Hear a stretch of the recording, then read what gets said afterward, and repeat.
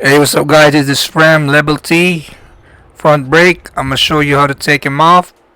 So those two gotta go.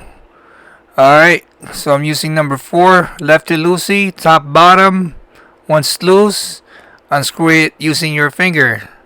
Top and bottom, take them out, it'll come out.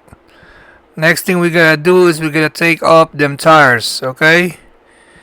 Because we gotta take off the rotor later on.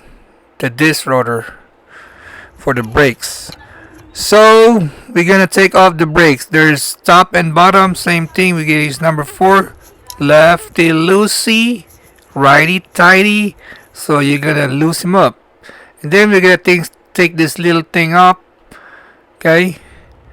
Now we have to cut him off. Okay. See, it's leaking out. Hydraulic fluid. You gotta cut it off to be able to yank that out. Okay, we're gonna slide that little screw thing. Once you slide it out, set it down, and we can pull out the whole cable routing. Okay, you see I'm yanking it all out. Super easy. Yeah. Come on. It's out. I'm gonna set it all down. Right there. Once it's done, we're gonna take off them rotors. Just all star screws. Easy peasy, right?